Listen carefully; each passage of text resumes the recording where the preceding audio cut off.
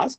And or if you are not comfortable asking through the phone, you can type it in the chat message in Zoom, and Narottam Vilas Prabhu will raise those questions to Prabhuji. So with that, we are extremely grateful to Prabhuji, and without further ado, we welcome His Grace Rohini Priya Prabhu, and request devotees to ask their questions. Thank you very much. Hare Krishna. Namo Vishnu Padaya Krishna Preshthaya Bhutale Srimate Bhaktivedanta Swamine Namine Namaste Saraswati Deve Gauravani Pracharine Nirvishesha Shunnyavadi Paschatya Deshatarine Vancha Kalpatarubhyascha Kripa Sindhubhya Evacha Patitanam Pavanebhyo Vaishnavebhyo Namo Namaha. Jai Shri Krishna Chaitanya Prabhu Nityananda Shri Advaita Gadadhar Shivashadi Gaura Bhakta Vrinda Hare Krishna Krishna Krishna Hare Hare Hare Rama Rama Rama Hare Hare.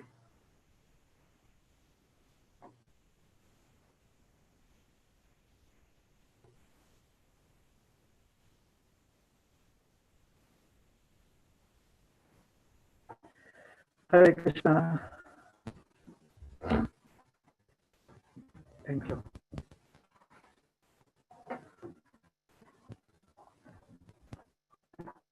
So first of all, I would like to express my gratitude to all the devotees, and especially the management of our ISKCON Portland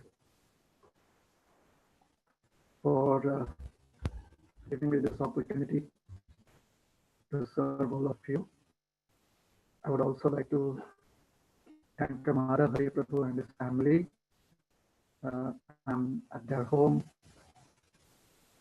here on this wonderful farm, and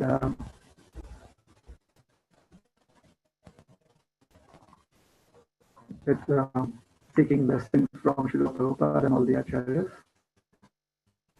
I would like to hear if any of you have any questions, and I'll try to give my perspective, my understanding.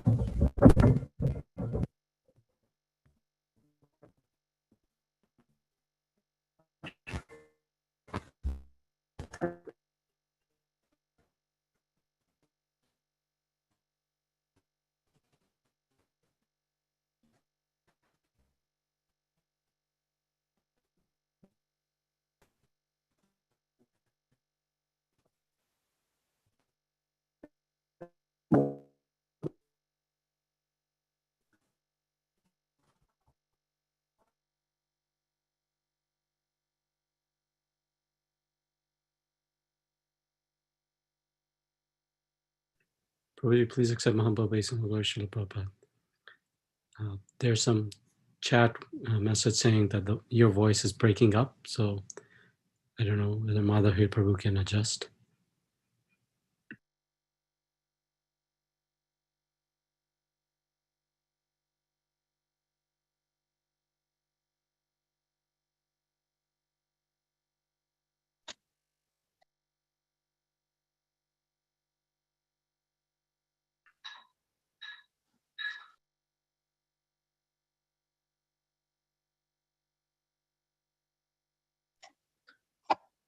Hare Krishna, Rohini Priya Prabhu, and Pranam, Jai Shri Prabhupada. Can you hear me, Prabhuji?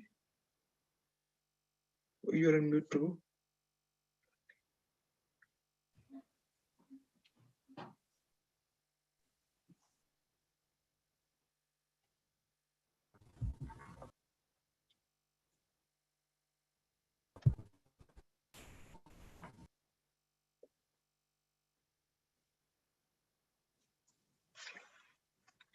Hare Krishna, Prabhu, can you hear me?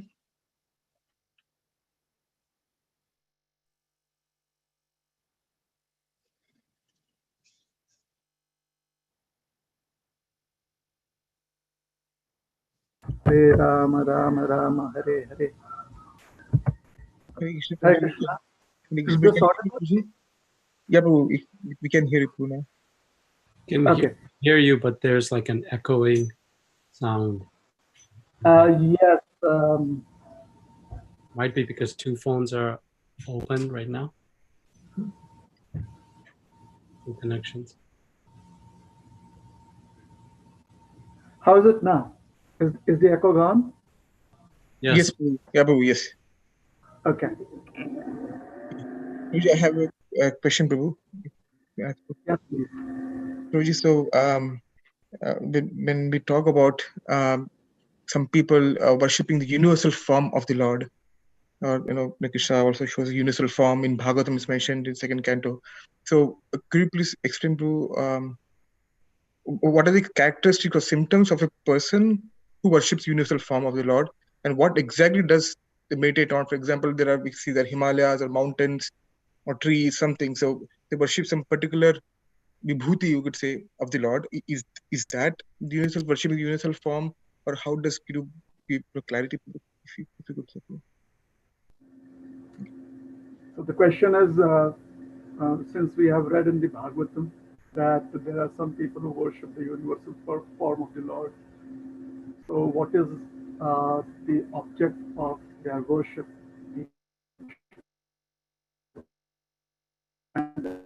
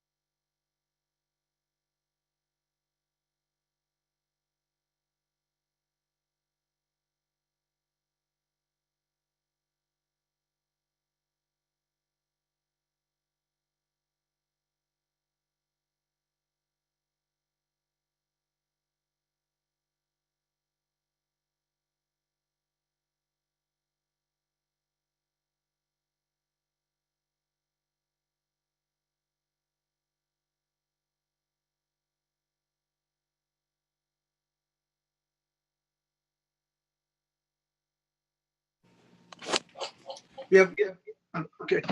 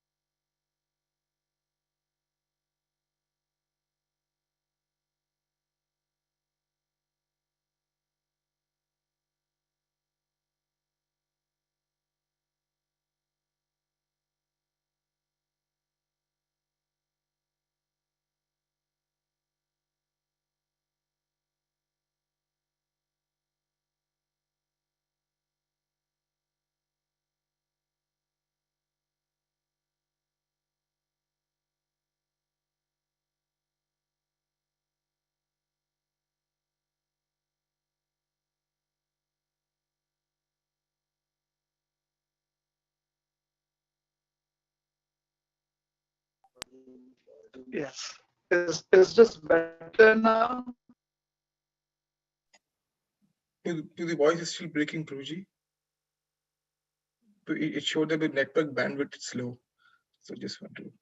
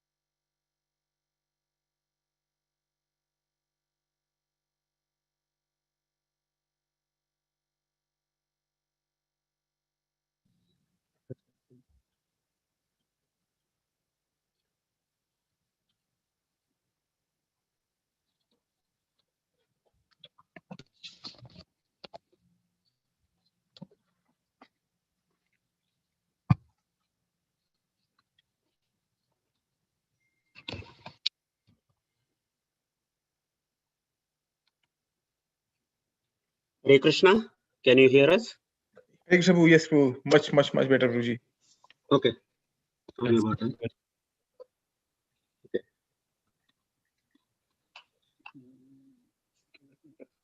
On the screen here. Hare Krishna. So we are back. And the question, let me rephrase the question again. The question is that we have heard about the worship of the universal form, and internet connection is unstable. That is what it showed. So we are fine for now. And if there is the conception of worshipping the universal form, then what is the object of worship, and what kind of form is the object of worship? So it would I would be right now. I don't have the access to Veda base, so I cannot look into the Sanskrit text. So if someone has the reference ready, I would like to know what is the term used in the original verse. Prabhu, I can share my screen, Prabhuji, Vedabase, if you wish to. If you so desire. Do you have that verse where it says that they worship the universal form? Sure, I but just can- need the word that has been used, the Sanskrit word that has been translated as worship. Sure, Prabhu. Let me take a look, Prabhu. The second canto, I'll just take a look and let you know, Prabhu. Sure. So please let me know that. In the meanwhile, the idea of worship, or the conception of worship according to the Vedas, is where you're able to repose your faith in a particular object of worship, and then you're able to connect with that object of worship, and you could also offer service to that object of worship. So Prabhuji, but in case of universal form, what would be the object of the neophyte, materialistic person? What would be the object? yes, so I was just trying to come to that. So the general idea of worship is not just about doing arti or making an offering in terms of ghee lamp and in terms of dhupa, incense sticks, or agarbatti. It's not just that, or offering flowers. The idea of worship is, as I said, there has to be the consideration of reposition of faith. One has to be able to repose one's faith into a particular object. Then one has to find a way to connect. I think we got lost again. No, Prabhuji, we can be able to hear you, Prabhuji, nicely. Okay, sure. So someone shared with me the screen.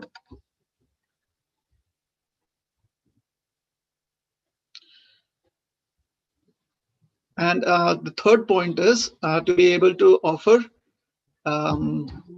seva, wherein the different articles of worship are considered. So that I kind of broke it down into three parts. First of all, it is to do with the reposition of faith. One should be able to put one's faith into the object of worship, and make a connection with the object of worship. And then finally, the third part is where one offers articles of worship. So when we ask a question as to what is the form of this, or what is the shape, or what are the attributes of the universal form, then maybe we are just considering worship from the point of view of offering articles of worship. And let me give an example to better illustrate this point. Like in one lecture, Srila Prabhupada says that Krishna is so kind that he has appeared in the form of a deity. So deity is of a specific form. In today's times, we have deities that are about 12 to 18 inches high, and you worship them at home. There are other sizes too. So Prabhupada says that Krishna is so kind. So he's speaking about Krishna's kindness. Because if we were to worship the universal form, then how would we find sufficient length of cloth to dress the deity? So the point has been made that if we want to make a turban for Krishna in the universal form, then we would need a huge, a very large size, or maybe even an impossible length of cloth, like really big. So the idea is that the universal form is huge, and in the deity form, when Krishna appears in the form of appears through material elements like stone or marble, then it's easier to offer articles of worship. Now, when we consider the first two aspects that I broke it down into three different things, three parts. So the two other parts about faith, reposition of faith, and connection. So that can happen also on the level of the mind. It is called as Manasa Seva or Manasa Puja, which also forms an important, or which is also an important element of deity worship, which is called as Manasa Seva. Now, when it comes to Manasa Seva, the Vaishnava understanding of Manasa Seva is that this is possible. Manas means mind and Seva means service. So Manasa Seva, according to our Vaishnava understanding, is that only when one is very, very advanced and one's mind is practically pure, it is very nirmal, cleansed, clean, uncontaminated, free of contamination and pollution, then one would be qualified to offer Manasa Seva, which is correct, which is true. So when we speak about the worship of the universal form, there is an aspect of this Manasa Puja. Here we are using the word puja, which basically means that you put your faith in the universal form.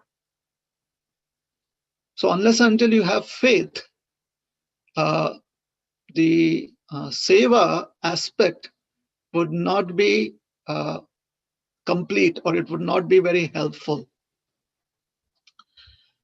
And if one has faith, then the mode of worship could be through the physical senses. It could be with the on the mental platform. And there is a third platform on which you can have worship, and that is through offering of words, which is called as vandana, offering prayers or glorifying. So typically, the Vedas would always explain the worship of the universal form through the offering of prayers, specifically the Purusha Shukta prayers. And there are other prayers also, which are all called as Shukta prayers. So wherever the Shuktas are there, these are specific prayers. Shuktas are the part of the Vedas, which are there's Shukta basically has a lot of emphasis on meter and pronunciation.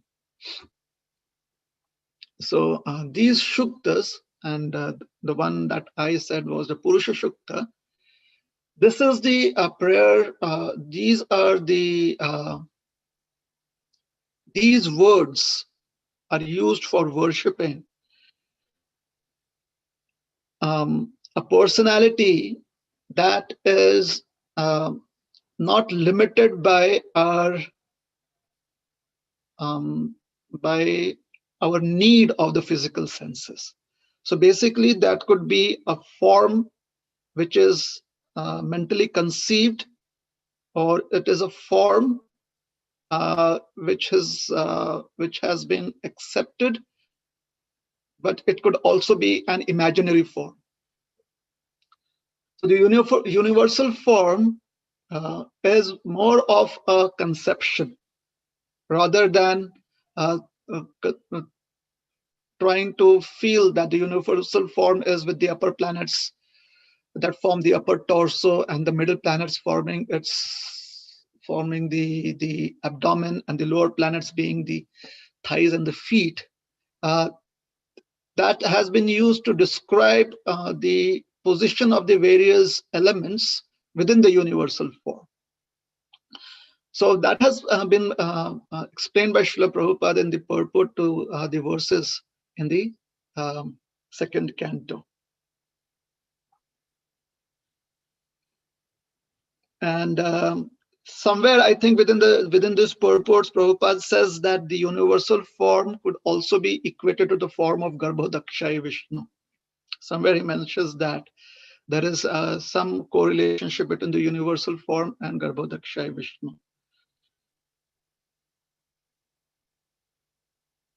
So the Virata conception, this verse, I'm trying to see if in this verse there is any mention of worship. So can someone point out to me where the word worship has been used in this verse?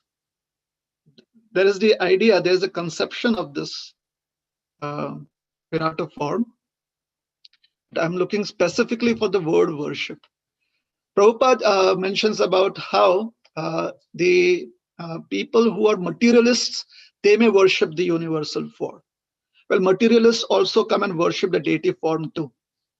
So for the materialist, the idea of God being a person is a little, could be acceptable, could not be acceptable, because if it is acceptable, then they may have to render service. So they would rather want to make a deal with someone who is, according to them, who is beyond their physical senses, or the existence of such a person is beyond the physical senses, so that they do not have to render service, as much service. The materialist wants to invest less and receive more. So typically for those who are the followers of the Vedic path and who want to worship the universal form for whatever reasons, there are various reasons why one would want to worship the universal form. The recommended path is through the chanting of prayers. So is that helpful? Thanks, Prabhu. Yes, Prabhu. So I was thinking, is there what are the symptoms of such a person of worshipping the universal form, or how? I mean, we're not to judge people here, but just to get to know that, is there a characteristic, or can by looking at the way whom they worship, can we make a certain sense how are they worshiping the universal form? Is it something like that? Is a yogi? So if one can define what are the symptoms of a person who has faith in God, then we'll find those symptoms in a person that worships the universal form. Is that okay? Yes, Subbu, is this yogis for gross materialist also? Because I don't know if it's too prevalent right now nowadays to worship universal form per se. So just trying to get at it. So can the yogis also worship, or this gross materialist? Well, when we kind of, for example, let me try and give another example before I directly answer the question. When we specifically distinguish between certain aspects or certain, let us say, streams of knowledge, let's say science, and then we kind of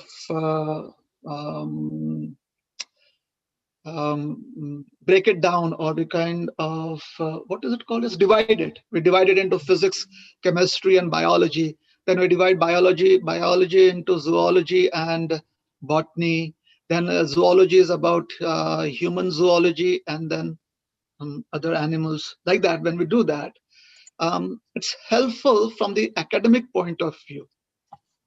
But let's suppose there is a person who's trained to deal with, let's say there's a doctor, of a human doctor, and knows some kind of intervention, can understand that if someone is sick. However, that doctor would not be a good person to approach if you need treatment for animals. For that, you have the vets. The veterinary doctors are there. Similarly, a veterinary doctor would not be very apt, would not be the right person to treat humans. In case of emergencies, their medical knowledge may come helpful in case of emergencies.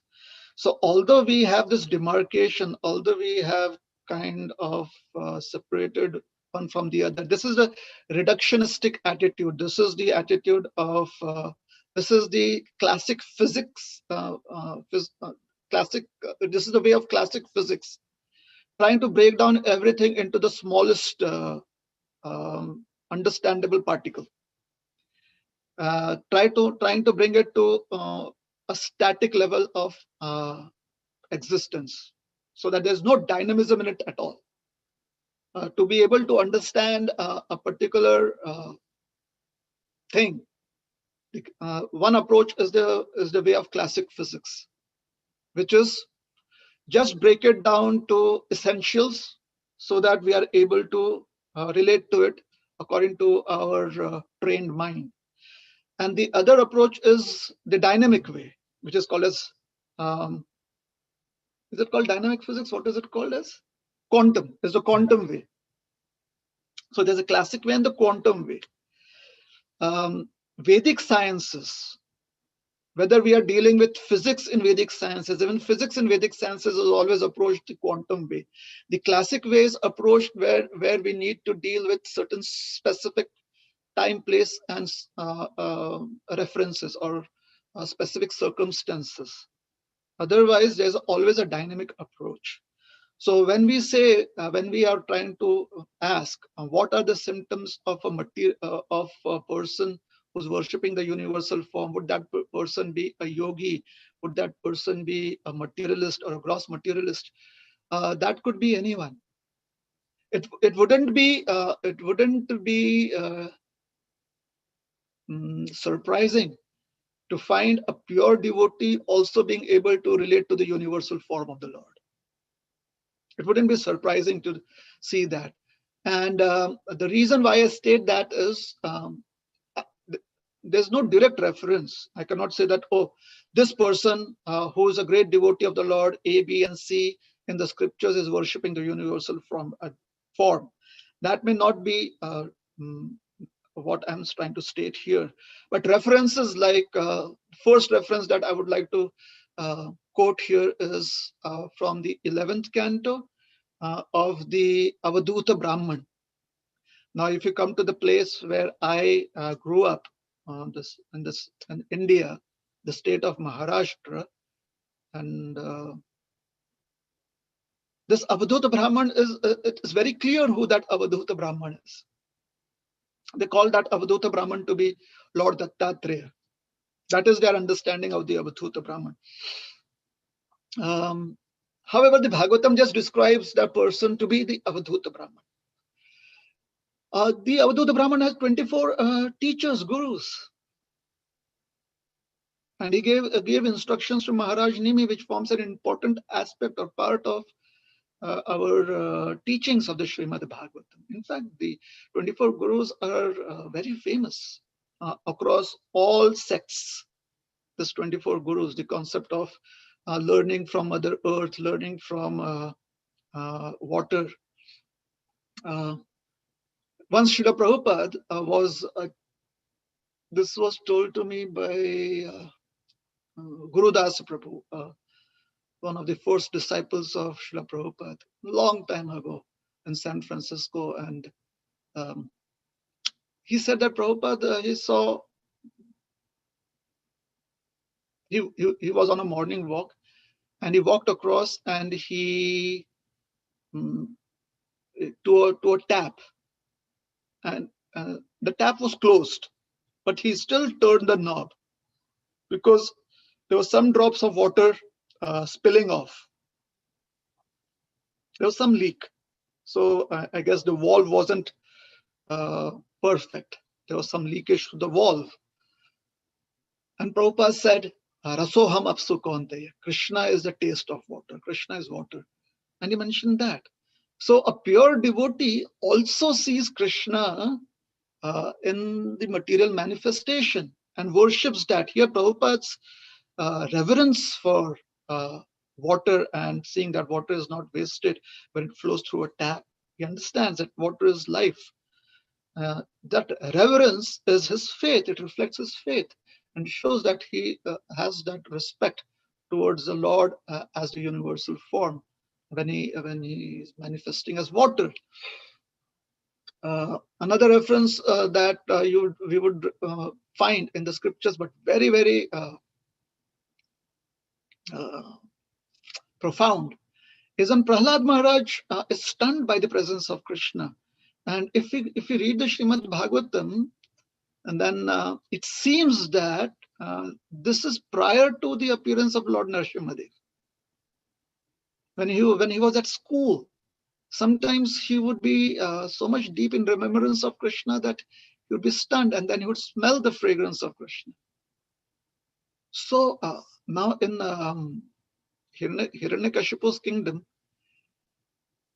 I mean, the Lord, for him to be present would be to be in a form that is beyond the senses. And the little child, Prahlad, just based on his own convictions and the teachings that he had heard from Narad Muni within the womb, and his own reflections, he could feel the presence of Krishna. And therefore, I think in one of the purports, Prabhupada says that at one point of time, Prahlad Maharaj, when he was being punished or tortured, when he was being tortured by his own father, Hiranyakashipu, at that point of time, he imagined himself to be one with the universe. There's a reference like that in Prabhupada's purport. I think it is from also from one of the commentaries of the Acharyas. And we can see that the universal form is all pervading. So rather than approach the existence of the Lord through the reductionistic path, we have to approach the Lord rather than, for us, the reductionistic path is called as the avaroha, the coming down or breaking it. We have to take the aroha or the expansion path. The process of seeking surrender is the avaroha, the descending path. That is what we take. The descending path is where we take shelter of the Guru Shishya Parampara. However, to understand the existence of the Lord, we may have to use the approach of being large-hearted, expansionism, opening up of one's mind and one's consciousness. So a gross materialist would be a gross materialist because typically they are gross materialists. So most of the gross materialists would not want to accept the existence of God. But a materialist may accept the existence of God for their own aspirations. So whether they come to the temple of the Lord, whether they have a deity at home, whether they perform puja and make so many offerings, or they mentally conceive the Lord, they're doing it simply for their own motives, to have some kind of enjoyment in this world. A devotee of the Lord, on the other hand, worships Krishna in all forms. Worship Krishna in the personal form, in the impersonal form, and also the conception of Krishna in the Virata form too. This understanding of Krishna in the Virata form becomes relevant, especially when the demigods approach Krishna on the shores of the ocean of milk, because there they approach the conception of God as great. The Lord is already present in Brahma Loka as the Mahapurusha, the 1,000-armed form, which is one form of the Virata form. It is a kind of a Virata form too. Lord Brahma worships that. However, it is not the universal form that we kind of speak of. When the word Virata specifically means huge, big, beyond our physical senses, beyond the understanding of the physical senses. So the Lord as Mahapurusha is another conception of the Virata form, who is worshipped in Brahma Loka. And hence, in Brahma Loka, we find all sets of people. We find people who are personalists, who are impersonalists, and who could also be the worshipper of the Virat form too. Brahmaloka is a planet where one is practically cleansed of all material conception and is just one step away from understanding personal service to the Lord. So, in conclusion, the Virata form is just a form that is helpful for certain people to be able to realize that there are consequences to their actions and to be able to be accountable for their thoughts, words, and actions, and to express their faith, to express their surrender or dependence by chanting various prayers. Is that helpful? Thank you, Prabhu. Thank you so much for the explanation, Prabhu. You are welcome. Hare Krishna Prabhuji, please accept my humble obeisances to Srila Prabhupada. Thank you so much, Prabhuji. After hearing your explanation, is my understanding right, Prabhuji? See, you have given an example of Prahlad Maharaj. He could feel the personal form of the Lord very near, very close to him. I mean, he's a devotee. And regarding universal form worshipped by materialistic for devotees, is that they see the Lord in different aspects, right, Prabhuji? Like you said, you have given an example of water, right, Prabhuji? They could see the water, they could see the Lord in form of water, like material. Basically, they perceive the Lord in the material elements, like this water, earth, all these things, earth, ether, fire. So they do perceive the Lord in those elements, Prabhuji? Okay. Kind of. When we speak of worship, which we call as seva, just the articles of worship are not the only aspect of seva. Again, I'm trying to stress this point. It is not just about being able to offer arati, being a ghee lamp, being able to offer a garland. It is not just that. Worship is about, first of all, it is so that we can express our faith. So it is the object of worship is the repository of the faith that we have. The object of worship is the object, is a recipient of our faith. When I gave these examples of Prahlad Maharaj and how a devotee like Prabhupada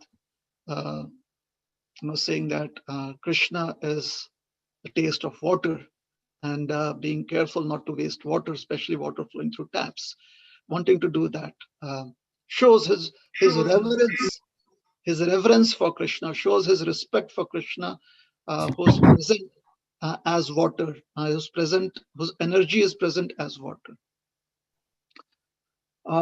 What I wanted to say was that it is all right not to be able to completely conceive of the universal form and those who worship the universal form.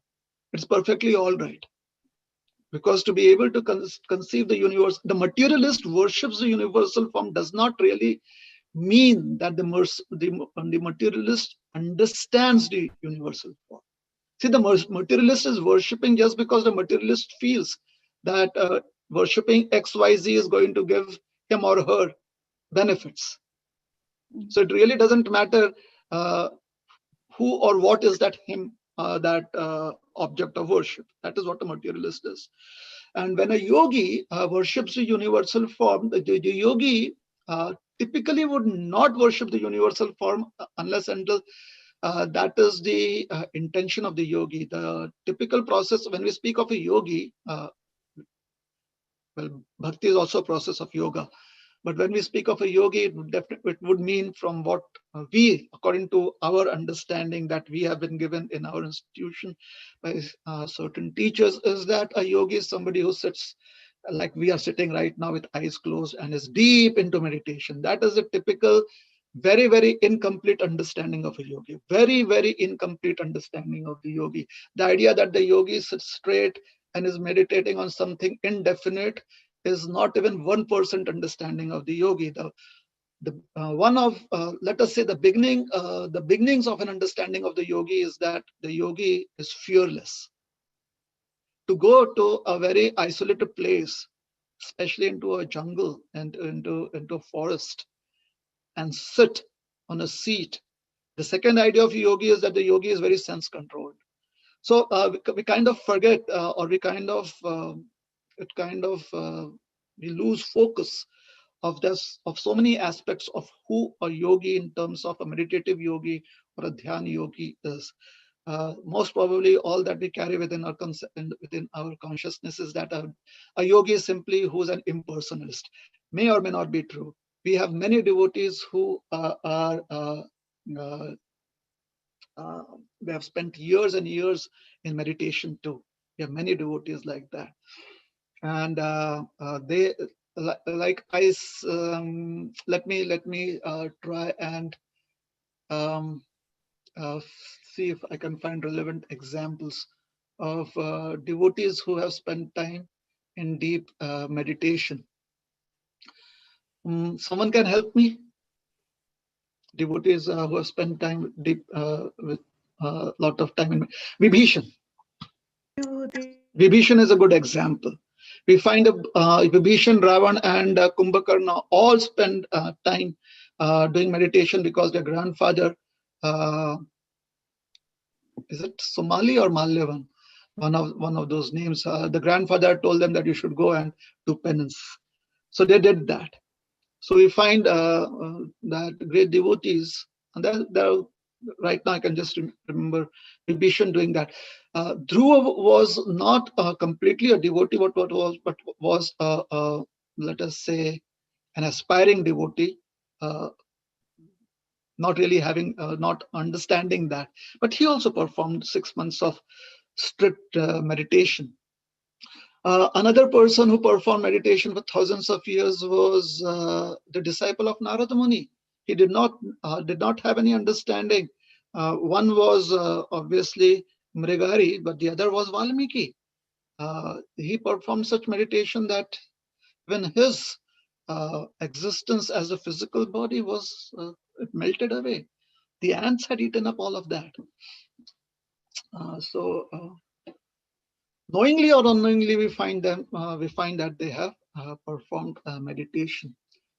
So a yogi being equated to somebody who worships the universal form is also incomplete, because someone who's performing Ashtanga yoga could be a personalist, could be an impersonalist, or could be somebody who's meditating on the universal form too. The universal form, Prabhupada very straightforwardly, in a very straightforward manner, or very, very clearly states, is a conception within this material realm. It is a conception within this material realm. And it is meant for people who are not able to control their senses enough, which basically means that they have a lot of desires to enjoy the senses. So for such people, it is a path to help them repose their faith in someone great and slowly but surely come to the understanding of the Lord's personal form. So it would be difficult to categorize people into, oh, this person is a worshipper of the Virat form. Just like it is very difficult even amongst the devotee community to say that, oh, this person is in Sakya Rasa, or this person is in Madhurya Rasa, or this person is this Rasa or that Rasa. People say this Rasa, that Rasa. It's just because I think they like Rasam. But I'm so sorry. But it's difficult to categorize people just because we know we have heard of certain terms. Another very interesting fact, my memory is fading me nowadays, so I'm sorry. But there is the description of, I think, Advaita Acharya dancing with Lord Chaitanya in his universal form. Now that is interesting. Advaita, I think it should be in the Chaitanya Bhagavat. Somehow or the other, the Lord manifests his universal form, and Advaita and the Lord have fun. Now that is interesting, isn't it? Yes, Prabhuji. Why? Because Arjuna got scared and Advaita Acharya felt happy? Who got scared?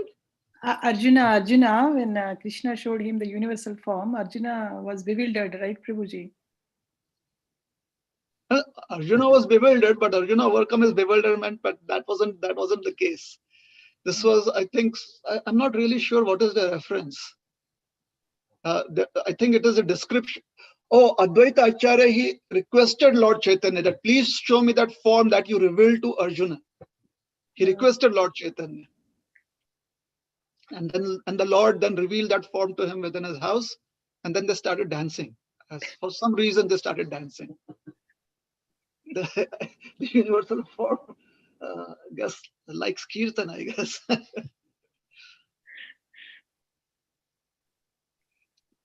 Thank you, Prabhuji.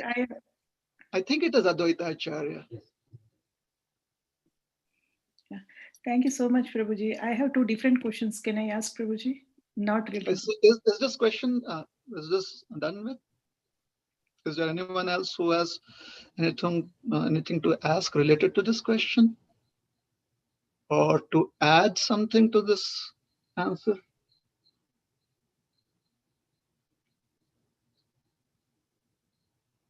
Okay. Yes, Mataji, please.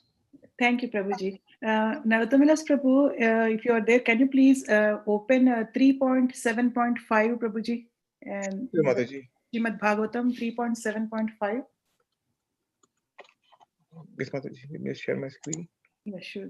Thank you so much, Prabhuji. Sure.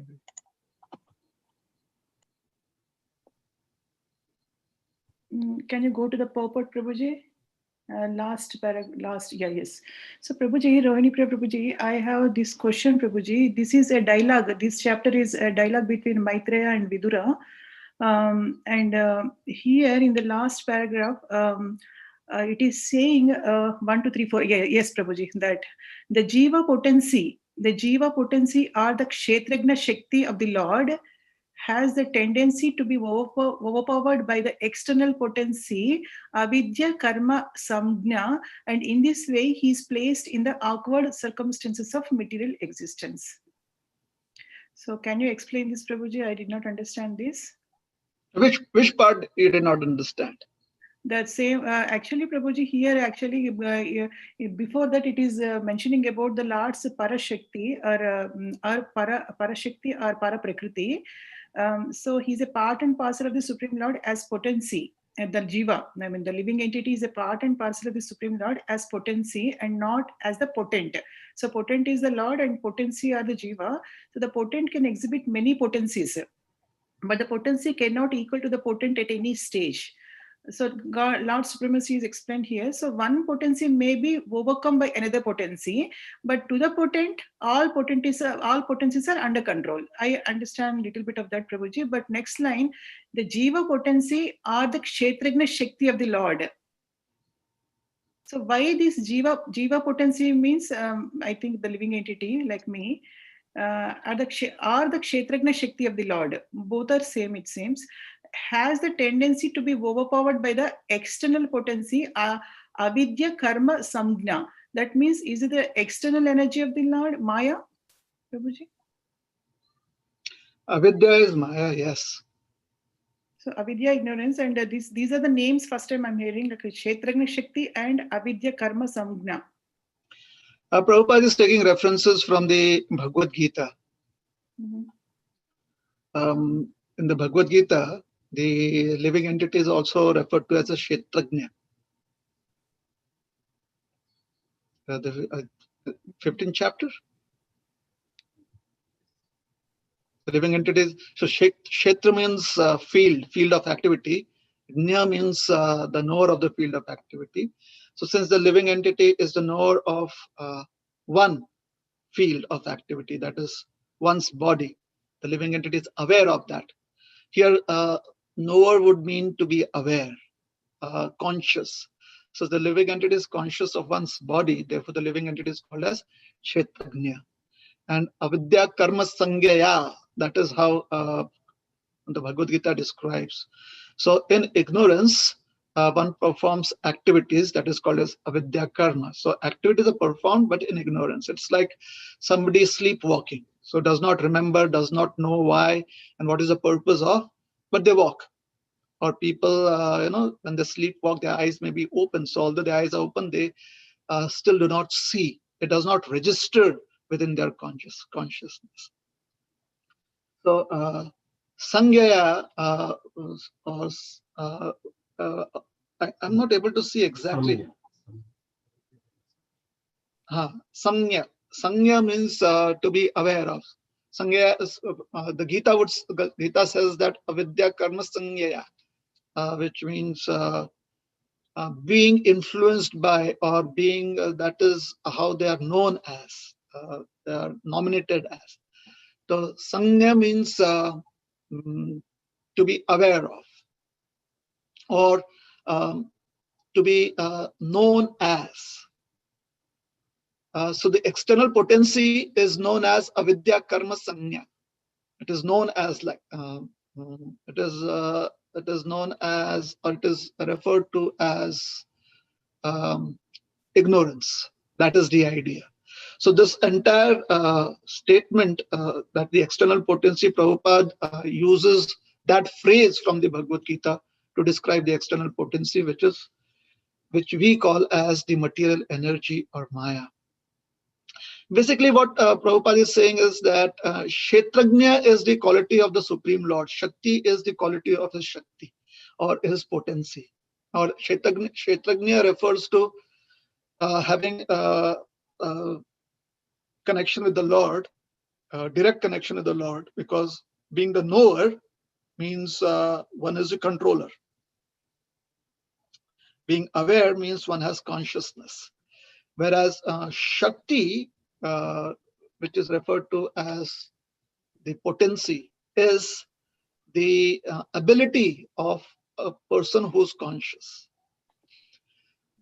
Prabhupada, hence, he always describes Atma as part and parcel of Krishna. Parcel means potency. Part means similar to him.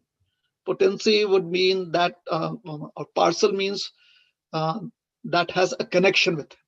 And part means that is a part of him, that is him, but in part. So the living entity is always called as the Jiva Shakti, which means potency. Still, everyone understands from the Vedic scriptures that the potency is actually a part of Krishna, whereas the other Shakti, which is known as his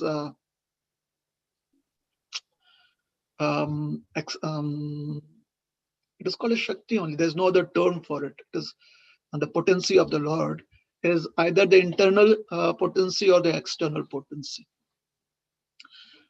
So the living entity is because the living entity is part of Krishna and his spirit is Chit Shakti. Chit Shakti means has consciousness or awareness.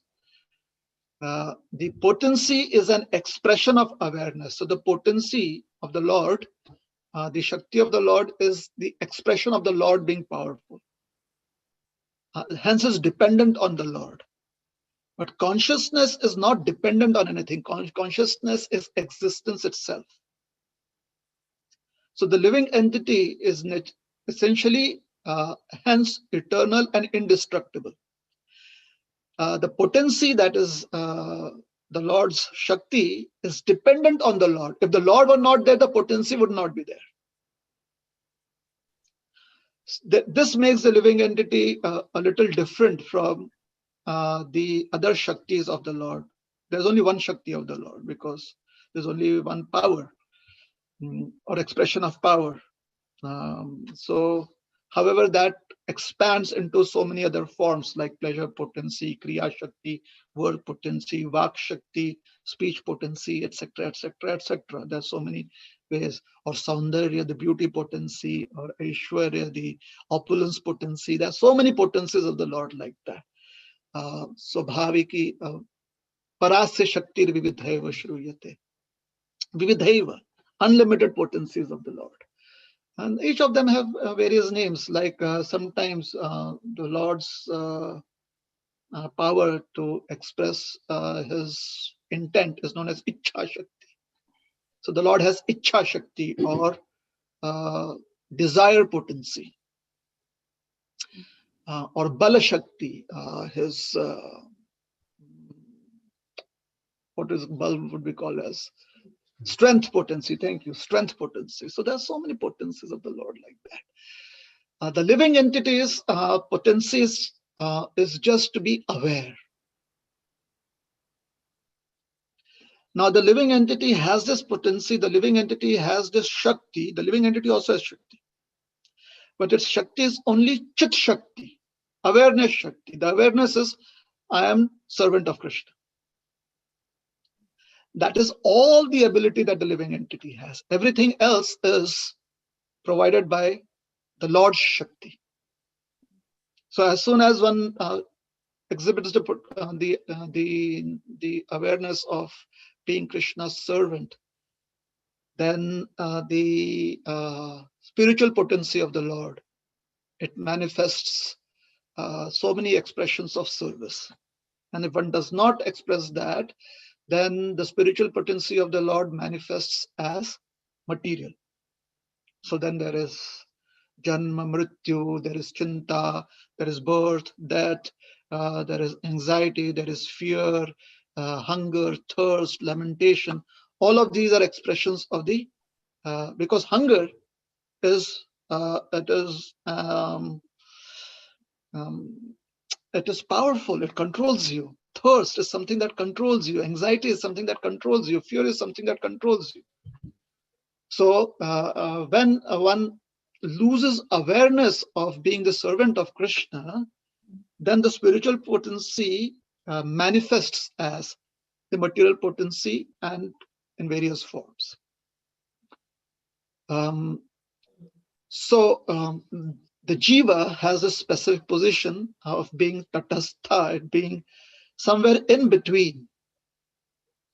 And typically it could be our understanding according to Gaudiya Vaishnava philosophy is that being in between means being able to choose or being able to take shelter either of the spiritual potency or the material potency. Like Prabhupada says, the bank of a river or the edge of the river water. It could either connect with the land and become dry, or it could go along with the water, recede along with the water and be wet. So that is called as tatastha or marginal. So interesting. The living entity has got a unique position, has all the qualities of the Lord, and the only way the living entity can have all the qualities of the Lord is because it is part of the Lord. Whereas Mahamaya or Yogamaya, they exhibit their own qualities. Mahamaya and Yogamaya does not express the qualities of the Lord. Sorry, it does not have the qualities of the Lord. The Lord's qualities are reflected or expressed through Mahamaya or Yogamaya. For example, if the Lord is, let's say, strong, then that strength is reflected or is expressed in the potency. The potency is not strong on its own, but the living entity has got that independent existence or facility of being aware. That awareness is a living entity's infinitesimal independence. And the reason for that is because the living entity is part of the Lord. So it doesn't mean that the living entity is completely independent of the Lord. The living entity can never be completely independent of the Lord. However, the idea of independence is there because that expresses free will. So the living entity has free will. The material potency of the Lord and the spiritual potency of the Lord are always in tandem with Krishna. They are always with Krishna. The living entity can choose to imagine that one is independent of Krishna. This facility is not available for any other potency. It is only available for the jiva. So it's a little interesting, I would say. It is a little dynamic, this understanding. So is that helpful? Very, very helpful, Prabhuji. So my just a little bit for clarification. So the potencies, there are innumerable potencies of the Lord, and the energies are three energies. So energies are different from the potencies then? External, internal, and marginal potencies. Those are, so both are same, Prabhuji, or potencies are different from the energies? When we are trying to describe everything else that exists other than the Lord, then we use these terminologies.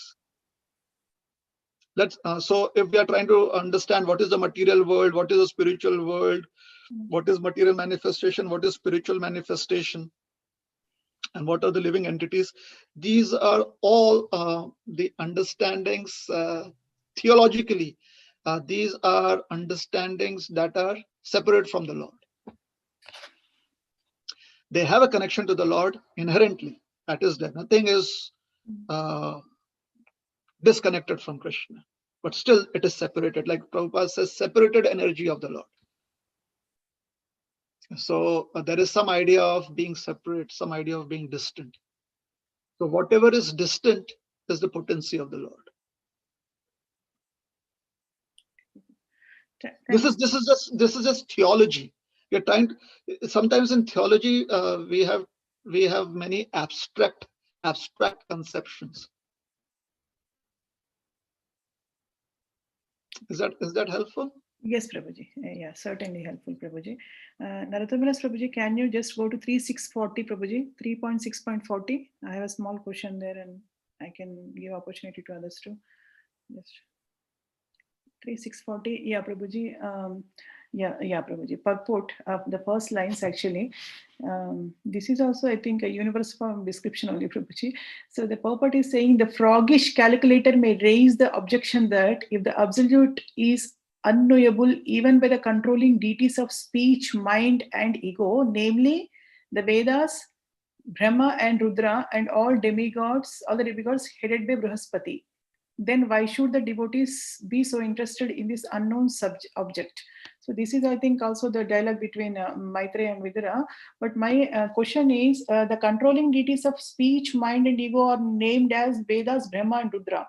Mind is Brahma, I can understand. Actually, intelligence I have read previously, and here it is mentioning of the mind, Brahma. representing Brahma. Ego is Rudra, that I can little bit understand, Prabhuji, but the speech is Vedas. Actually, previous verses it is mentioned that the speech power is coming from the mouth of the Lord, and here it is saying is the Vedas again. So can you just explain speech, mind, ego as Vedas, Brahma and Rudra? Vedas are also referred to the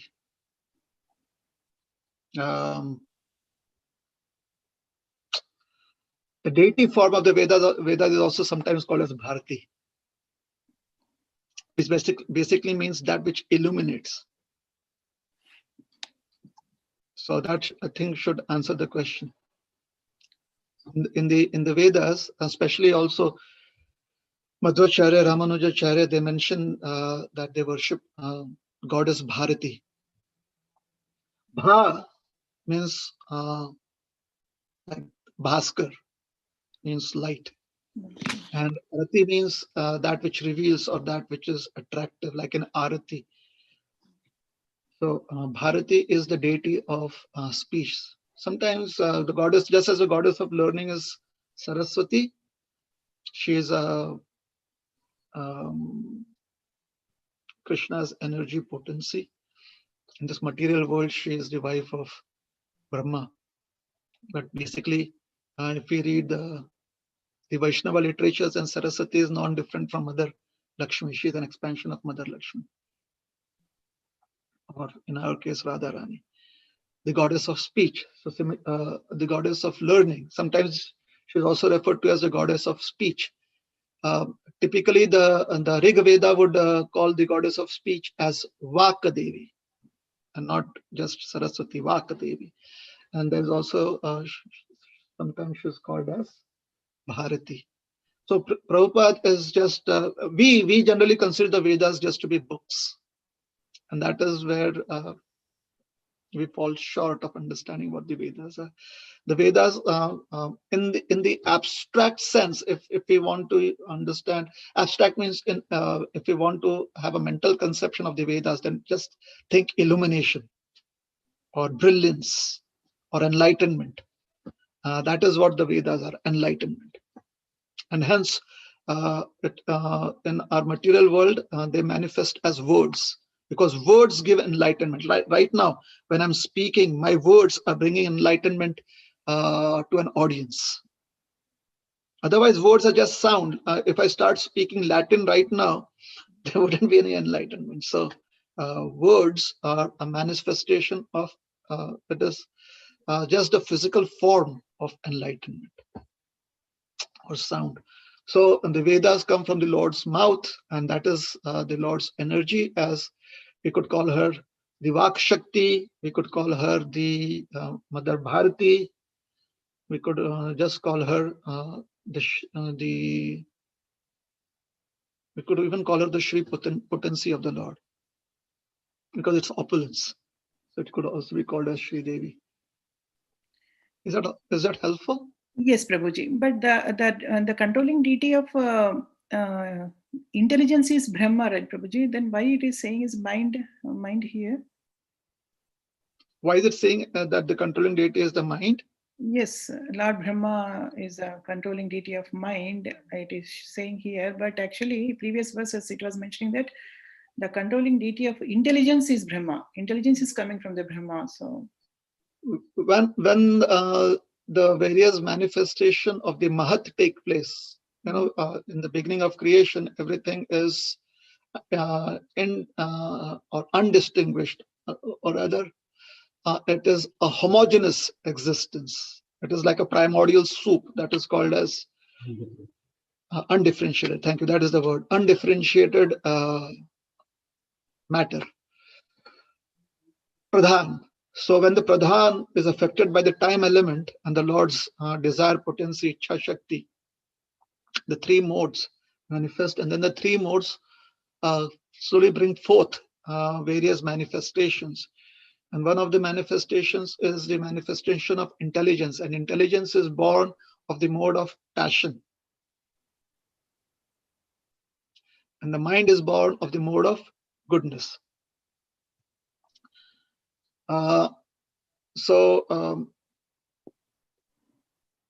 the idea that because I really do not know whether Prabhupada is exactly correlating one word to the other, like the Vedas are is a potency of speech, and the mind is Brahma, Brahma. and the ego is Rudra. Ego, intelligence would not be. Ego is Rudra, and that is perfectly all right. Yes. Because that is how it Sankarshan is the predominating deity of ego, and Rudra manifests from Shankarshan, has a close connection with Sankarshan. So that's all right. That makes it understandable. The predominating deity of the intelligence is Aniruddha is the mind. Sankarshan is intelligence.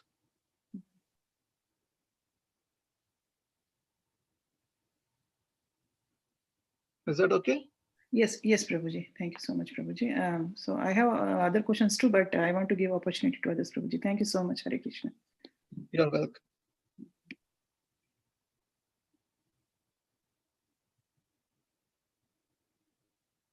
Pradyumna is intelligence. Sankarshana is ego. Anyone else?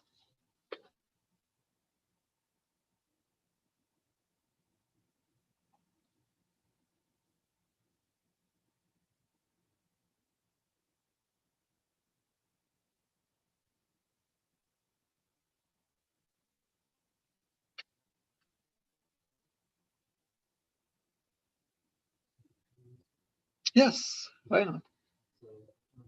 Madhav Hari Prabhu is asking a question. Want to come close enough so people can hear?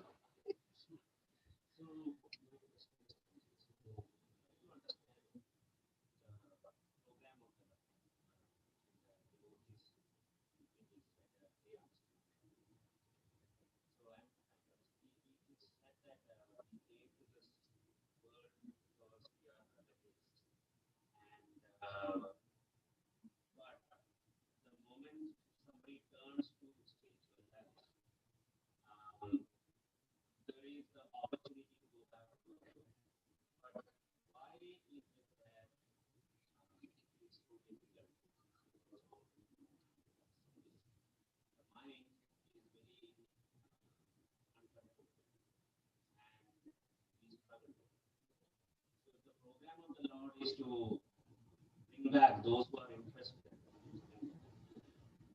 Why is that we have to struggle with the mind so much? Why not make it easier? Why is it so difficult to perform the acts of devotional life and become fully focused in the Lord? So I'm trying to understand why the Lord is not helping that. There's one book written by Prabhupada's disciple. Where is the difficulty? Prabhuji, if you don't mind, can you repeat the question, Prabhu? We couldn't hear properly, so we can have the record. Otherwise, come here. Thank you, Prabhu. Can you hear me? Hello? Yes, Prabhu, it's low, Prabhu, but if you can come a little bit closer, it would be helpful, Prabhu. I'm closer to the mic than Prabhuji is. Okay. Yeah, Prabhu, please go ahead. Yeah. My question is, if we came to this material world because we were rebellious, we wanted to enjoy separately from Krishna, and now that we are here, by somehow or other, by some fortune or by the causeless mercy of devotees, we get some interest in spiritual life. But then we find that the moment we start practicing it, we are running into obstacles. It's not easy. Even though the process is simple, the mind is the primary, like it is always uncontrolled, and so there is so much difficulty. So my question is, I'm trying to understand the program of the Lord, that if the intent is to bring back people back to the spiritual world, then why not make it easier for the sadhakas? Why do we have to struggle so much to control this mind and So that was the question. Is it Shrutakirti Prabhu? Who has written the book? Where is the difficulty? Yes, Prabhuji. What is the difficulty? What is the difficulty? So if Prabhupada were here, he would say, what is the difficulty? I guess. Once Srila Prabhupada was in Vrindavan. This was told by Shrutakirti Prabhu himself, I guess, or one of his servants. So Prabhupada was in Vrindavan.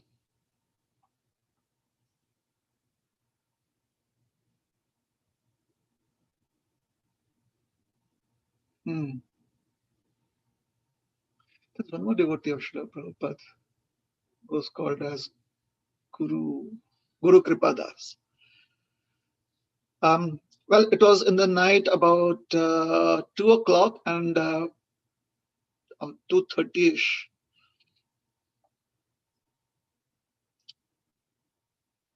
And Prabhupada, if he had to call his servant, he had a bell. You know, that kind of over the counter. You hit on it and it rings. That kind of bell he had. So Prabhupada started ringing his bell. And the servant was asleep, but Prabhupada's servants, they were chosen so that they could respond to the bell. So the servant came in and Prabhupada said, what are you doing? And he said, Prabhupada, I was sleeping. So Prabhupada said, well, I'm an old man. I'm 70 years old, or maybe more than 70 at that point of time. And I'm awake in the middle of the night and I'm writing books. Why are you sleeping? He said, Prabhupada, I'm tired. Prabhupada said, well, I'm an old man and I am awake. Why are you tired? He said, Prabhupada, because by this time, the devotee was really very much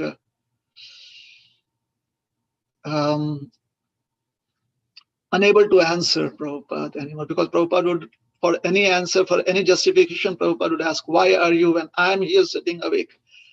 So finally he said that, Prabhupada, because you're a pure devotee and I'm a neophyte, or I'm a bewildered soul. And Prabhupada said, why are you not a pure devotee? Why are you still a bewildered soul? And then the devotee started crying. And then Prabhupada said, all right, go and sleep. For someone who has figured out what is what and what is not, what is essential and what is not as essential or inessential, it's easy to do what is needed and to not be worried about what is not needed, because it does not exist.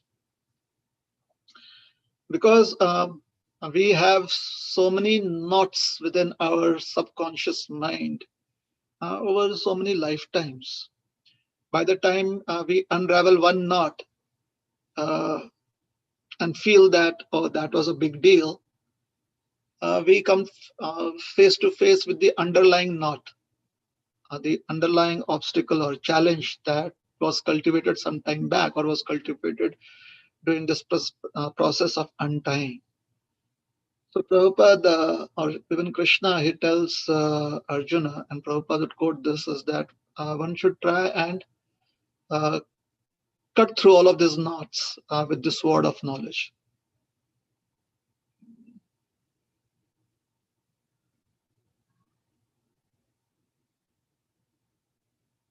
What is that verse? Asanga shastrena dridhena chitva. Prabhupada's Gita, in the Gita, it is said, Asanga shastrena, with the sword of detachment, dridhena chitva, and with determination, one must cut through all of these knots of material entanglement. To be able to cut through the knots, one needs a sharp sword, and therefore, in order to sharpen the sword, we have to indulge in all our practices, devotional practices, so that our sword of renunciation is very sharp.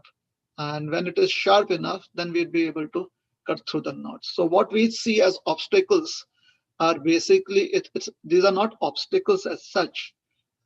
Actually, we haven't sharpened our swords enough. Our intelligence is not sharpened enough to cut through all the illusion. And have you ever tried to sharpen a knife or sharpen an instrument? It takes a lot of strength. And if one is not used to it, then the muscle pain will seem like an obstacle. The joint pain will seem like an obstacle. The wind in the face will seem like an obstacle. The dust would seem like an obstacle. That's because it is taking us a long time to sharpen the instrument. So with our intelligence, with our good intelligence or guided intelligence, one must, that is the only way to cut through the knots of illusion, the attachment that is there. So asanga shastrena, the shastra, the instrument, asanga, with detachment. One must use the instrument dridhena and determination. Chitva, cut through the illusion. Is that all right? You're welcome.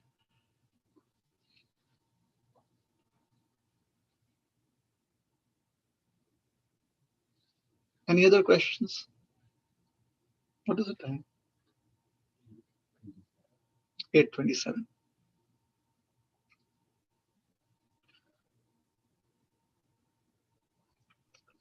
Is this format helpful? The format that we have today? Yes, yeah, definitely, Prabhuji. Okay.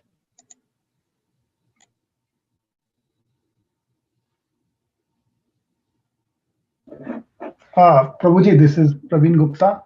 I have a question related to Kali Yuga and Dwapar Yuga.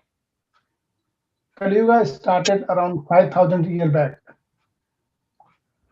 In Dwapar Yuga, like during the war of Kurukshetra, Mahabharata, we see a lot of warriors and a lot of demons also, and they have a lot of power. And all are human beings, and this is just a 5,000 years back, not a million or some million years. So how come the human body is so degraded? Like if you look into Dwapar Yuga, you can find several people have a power of thousands of elephants. But I don't think like in current time you will find any single person who have a that much of power, or a single elephant power. So how we relate this? Is the Kali Yuga started like on the clock? So the human power degraded right away?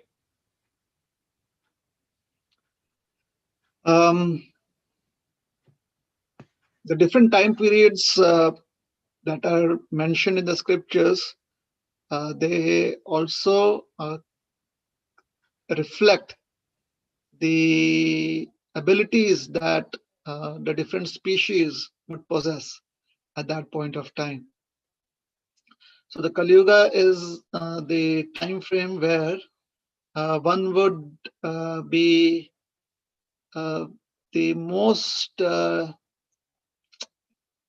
weak in terms of all our physical and mental capacities. And what would facilitate this is, it is not that Kali Yuga kind of is a factory program that, some Trojan was introduced into human society and that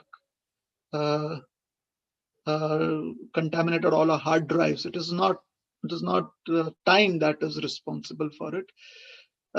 However, the time does facilitate a situation wherein people with very weak determination, they populate the planet. So there are various universes, and all the universes are populated with living entities. So whichever universe, and specifically the planets where one gets the middle planetary system, basically, wherever there is the middle planetary system in those universes where Kali Yuga is manifesting or Kali Yuga has dawned, it creates a facility for living entities whose karma is such that their human capabilities are at its weakest. So Kali Yuga is not beating us up to become weak, but we are people who qualified for these positions because of our karmic baggage.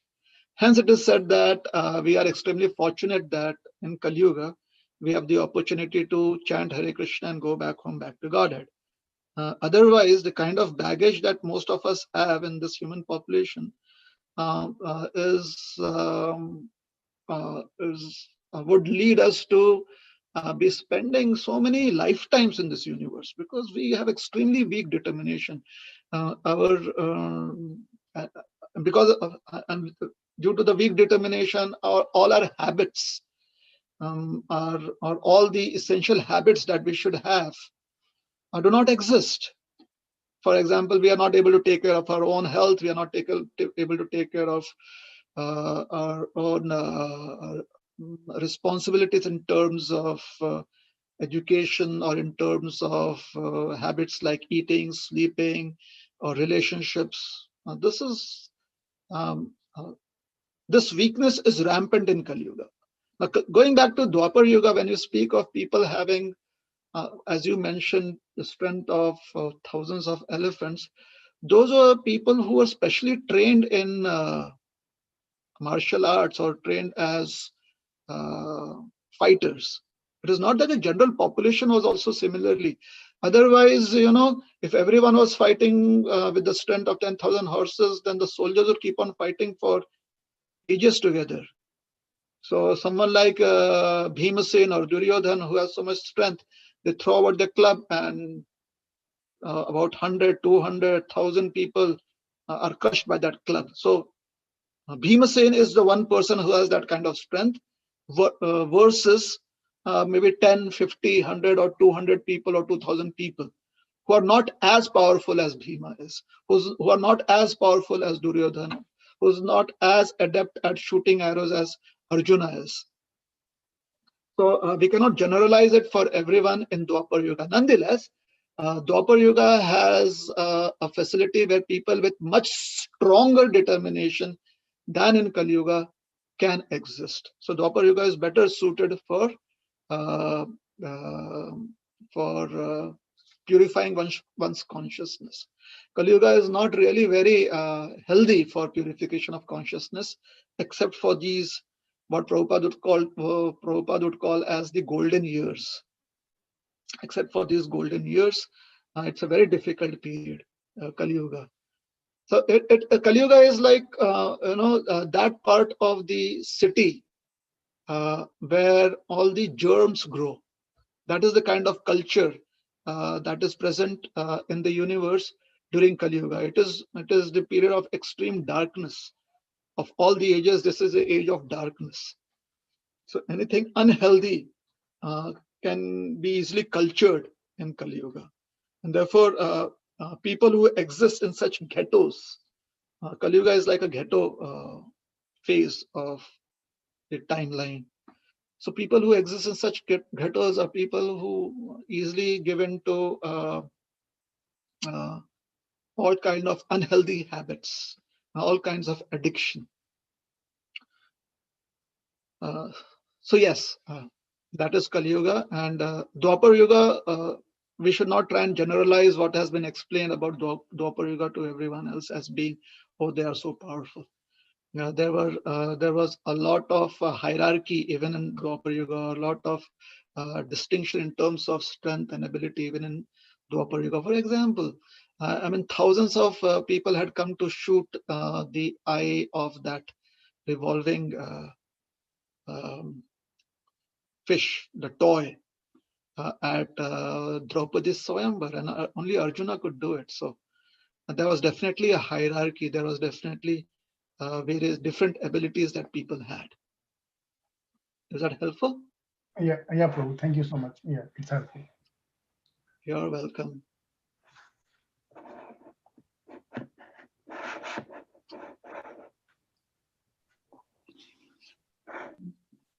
Prabhuji, I have a question. Can I ask? Yes, please.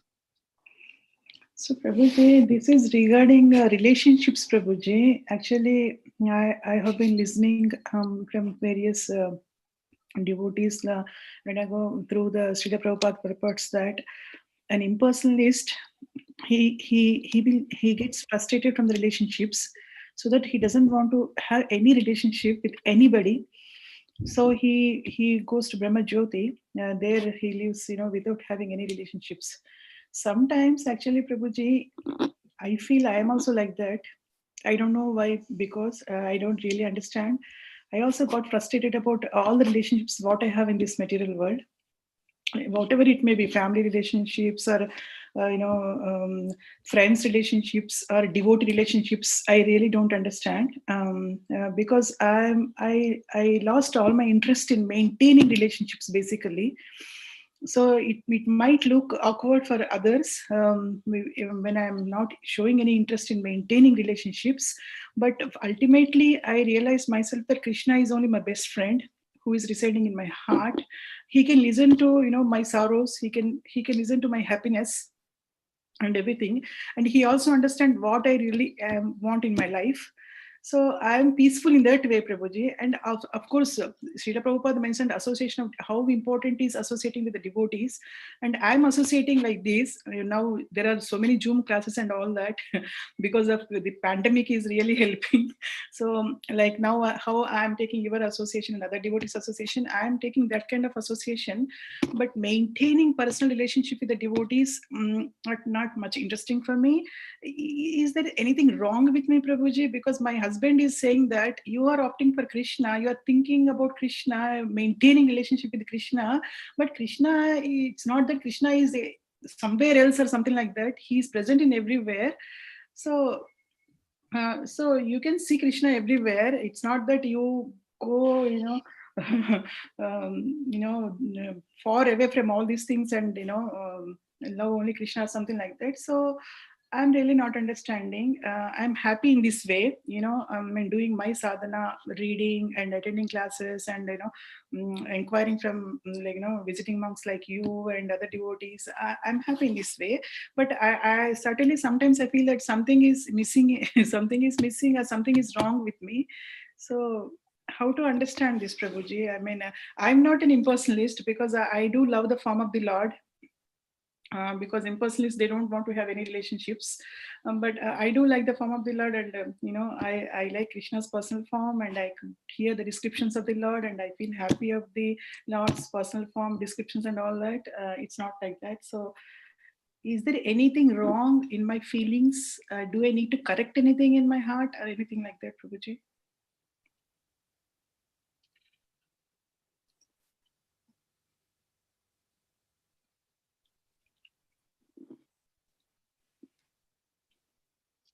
When Prabhupada says that one must have relationships with devotees, Prabhupada is giving us a guiding principle. So the principle is that, and Prabhupada explains this principle to a certain extent in the Updeshamrit, Nectar of Instruction, where he explains the 6 kinds of exchanges that devotees have with each other. Dadati, pratigrihanati, guhyam akhyati, prichati. So there he says that sometimes businessmen or business people, they come to a restaurant, and at the restaurant they give gifts. They offer food and they give gifts because they have a business relation. So when we speak of relationships, we are speaking of a situation where there is a relation. Without a relation, there cannot be relationships. So when we hear that we should have relationships with devotees, or good relationships with devotees,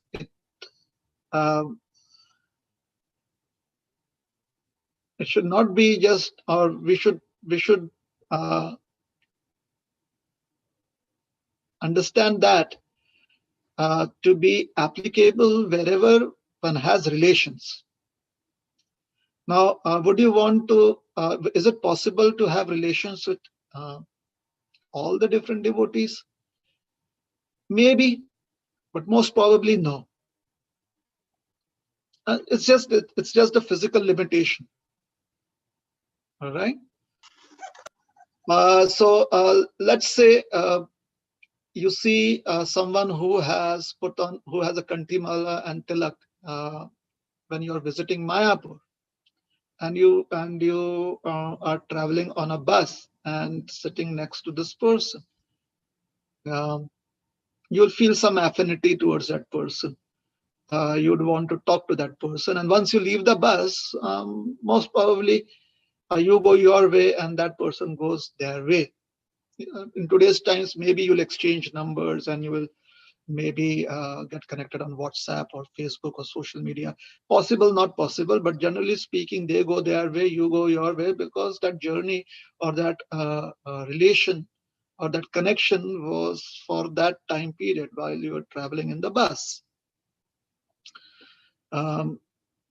So when Prabhupada's, what you're speaking about as a relationship is to do with interacting with devotees on much more frequent times than just traveling on a bus. So when you deal with someone much more frequently, all of you, all of us, including me, we have lived in a family. Well, one thing that is said about a family is that there's going to be some noise. Definitely, almost every day, there's going to be some noise. There's going to be some kind of friction. Just because people live close to each other, there is some kind of friction. It happens. In the spiritual world, if this would happen, then people would simply call it as rasa. That's possible. Yeah? Some friction, and like, oh, that is just this special rasa that is happening. Like sometimes Mother Yashoda, she becomes concerned about Krishna and she has tears, or she becomes angry at Krishna that where were you? Why did you run away? And then people say, oh, that is Mother Yashoda's Vatsalyaras. But if that happens in your day-to-day life, it's like, oh, it becomes such a big thing. My mother doesn't love me, or my child does not listen to me. I'm just speaking of some extreme cases. So here there is because the conception of time unconsciously as that which destroys everything, devours everything, always brings in anxiety, always brings in, there's always some pressure inherently, whether you are conscious of it or you're unconscious of it. The conception of time.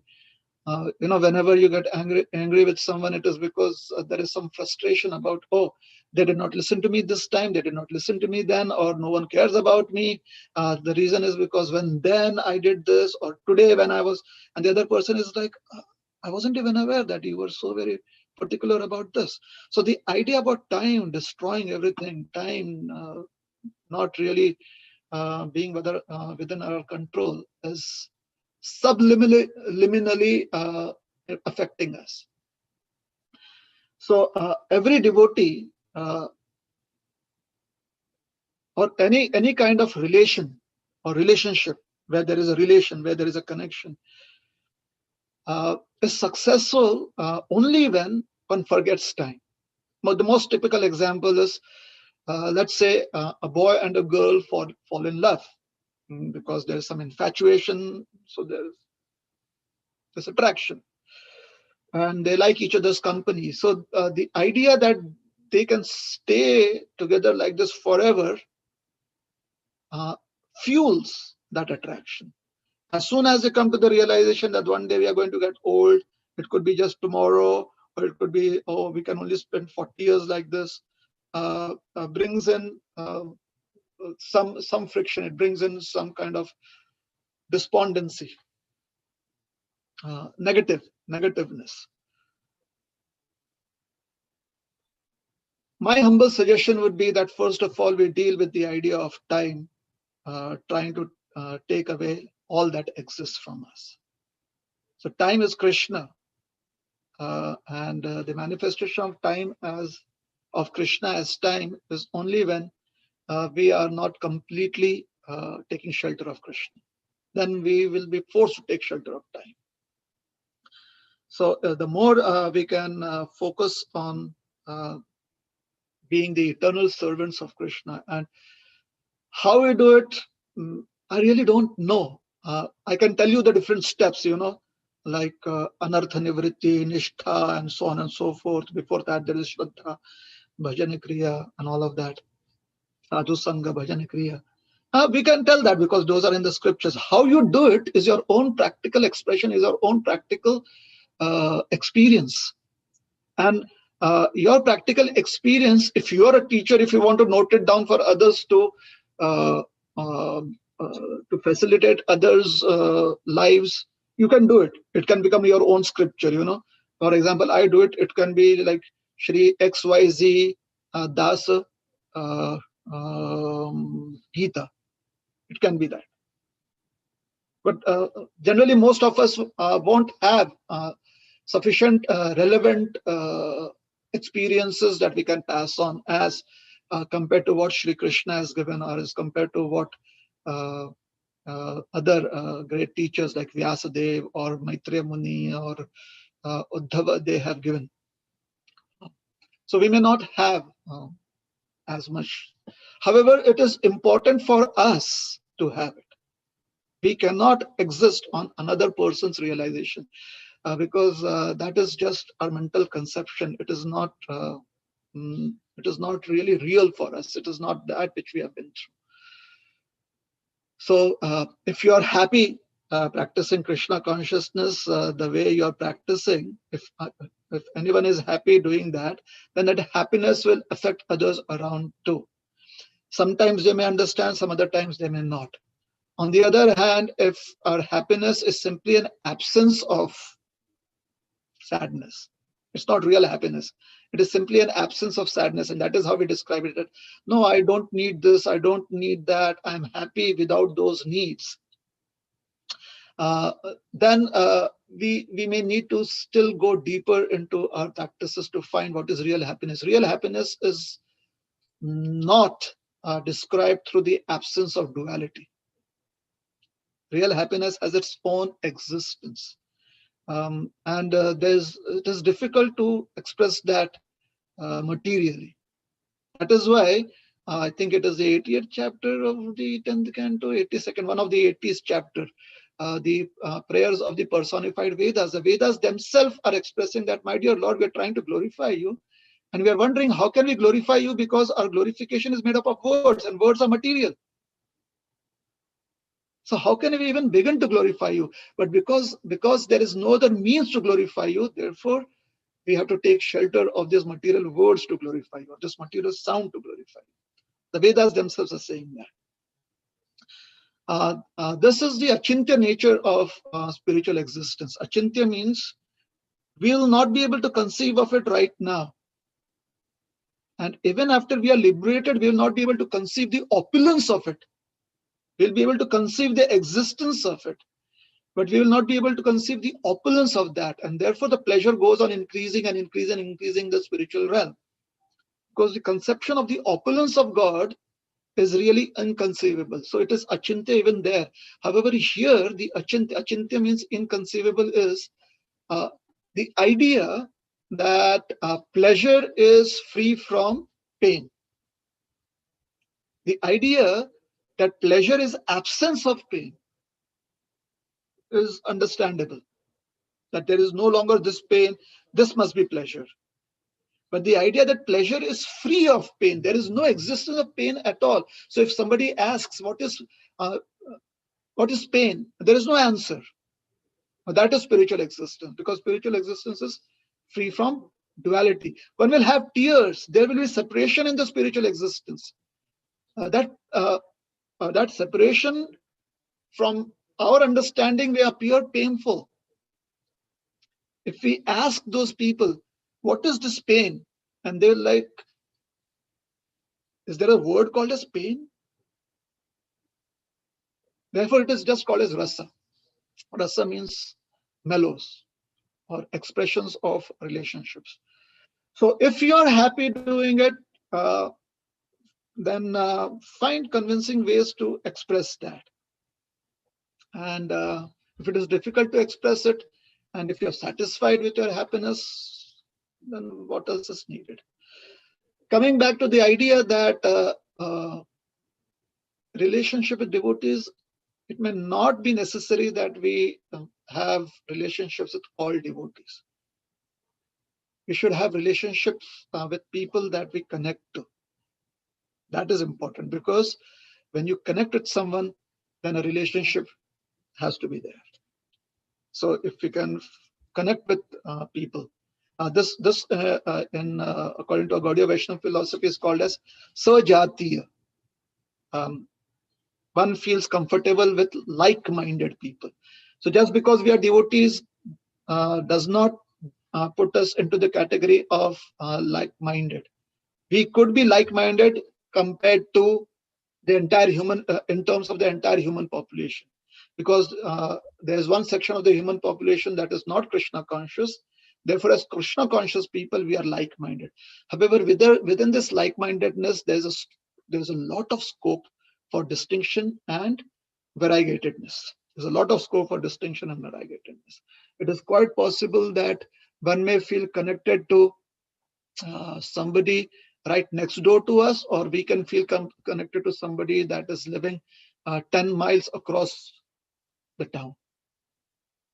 This connection is connection of the heart. One cannot force it. And if it does not happen, there is nothing wrong.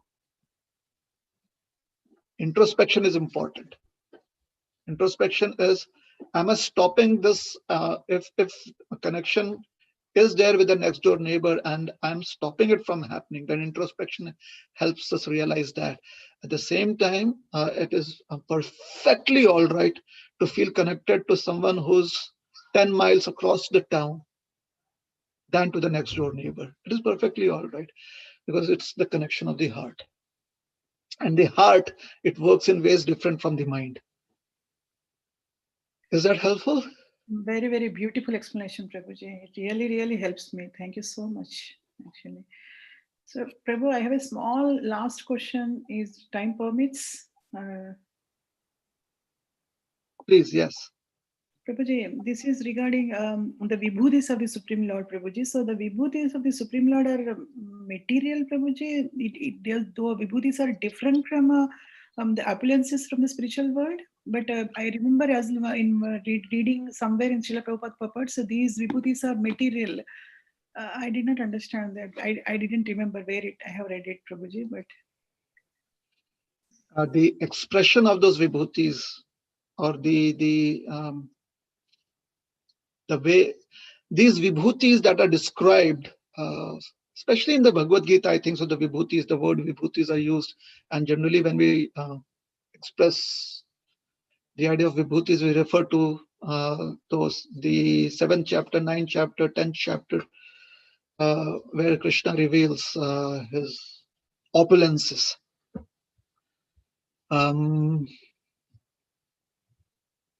So the greatness or the opulence of Krishna is revealed through material elements, just as Krishna reveals himself through marble as a deity form, just as Krishna reveals himself as Giriraj in the form of a mountain. So for us, Giriraj is worshipable, Giriraj Shila is worshipable. To our senses, to the eyes, to touch, they are Shilas, they are stones. Our faith the eyes of faith, because we've heard through hearing, we accept it as Krishna himself. So even before Krishna lifted up Govardhan hill, when we hear, I think it is, I'm not sure which Purana now. We hear that Govardhan actually manifested into this material world as the son of the Drona mountains, Dronachal. So Govardhan was his son. So he manifested, and that manifestation is this is spoken by the brother of Nanda Maharaj, Upananda, to the assembly. He reveals the story of Govardhan, the appearance of Govardhan.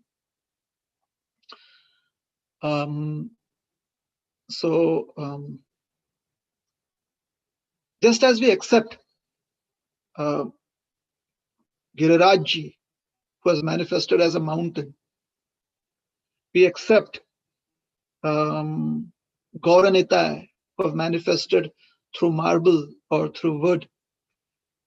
We accept Prasad manifesting through rice, dal, or broken milk, rasagulla. Similarly, we accept Krishna's opulence manifesting through various material elements, like the Himalayas. They manifest magnificence or majesty. So majesty, the opulence of majesty, that is spiritual. The Himalayas manifesting it is material. Is that helpful? Can you say the last sentence one more time, Prabhuji? The majesty. I said, when Krishna says, what is that? Achalanam Himalayasmi. He says something like that, is it? Something like that. I really forgot. Or let us take the most commonly used example, Punya Gandhya Prithvyam Chara Soham Apsu Kantya, things like that. Or amongst the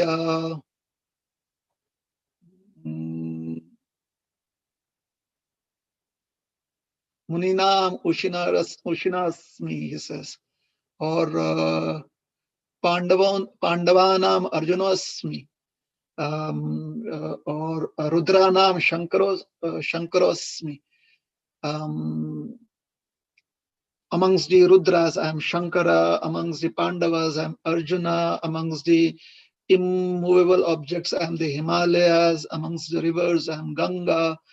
So when he's speaking of rivers, when he's speaking of Himalayas, even river Ganga, so Ganga as the personality, as the Devi, as the goddess, is worshipable. At the same time, her manifestation here is as H2O. Every water drop of the Ganga, if taken in the laboratory and through certain chemical processes broken down, we'll see 2 hydrogen atoms and 1 atom of oxygen. So through water, Ganga is manifesting as the sacred Ganga, sacred Ganges. Through water, Yamuna is manifesting as the sacred Yamuna. Through soil, earth, Giriraj is manifesting as sacred Giriraj. Through marble, Krishna is manifesting as Shri Radha Kalachandji or Shri Radha Shyamasundar. So the potency of receiving one's worship, that is spiritual. Krishna as marble there is material. So Krishna has spiritualized that which is material. So the water which is river Ganga, that water has been spiritualized by the presence of the great devotee Ganga. That has become now spiritual, or it has been spiritualized by Lord Gauranga sporting in those waters. It has become more munificent. By already Mother Ganga is very, very sacred. She is purifying. and now Lord Chaitanya has sported in it. Or river Yamuna, Krishna after sporting in river Yamuna. Or sometimes the statement is also made that river Yamuna is very special because Krishna sported in her waters. So Krishna does that when he lends his potency, when he lends his opulence, when he lends his Shakti to material manifestation, then the material manifestation becomes spiritualized. And that is Krishna's Vibhuti. To spiritualize material manifestation is Krishna's Vibhuti. So even the deity form is a Vibhuti of Krishna. Although Krishna does not specifically mention it. The deity form is non-different from Krishna. So when Prabhupada says the Vibhutis are material, I will have to look at the statement. So I'm just taking your words for it.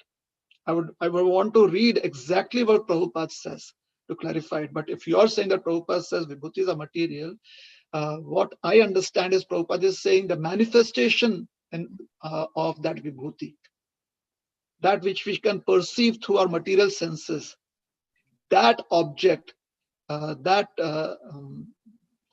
facility, that existence that can be perceived through material senses, that is material, which has been spiritualized by Krishna's potency. So the spiritual principle is Vibhuti, is Krishna's Vibhuti.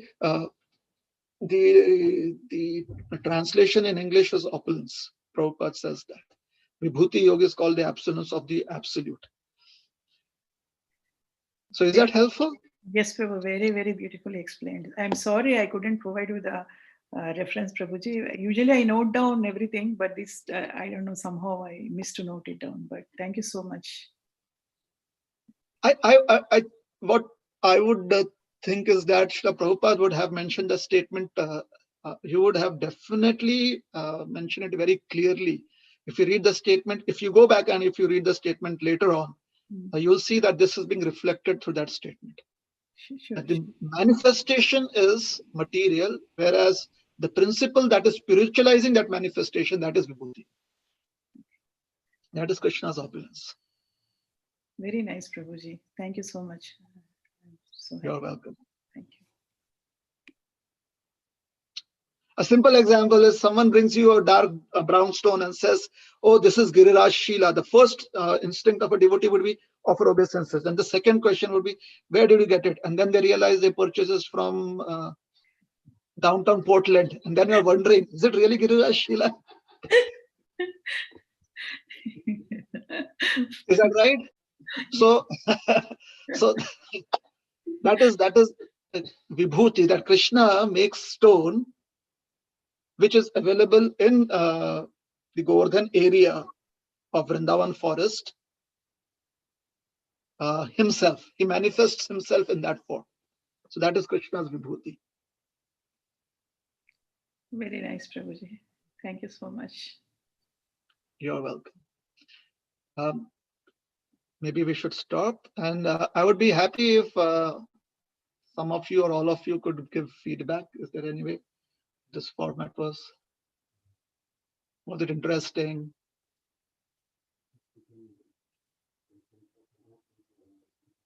So Madhavari Prabhu will look into it and let me, if there's some feedback, please let me know. So is it all right if we stop here?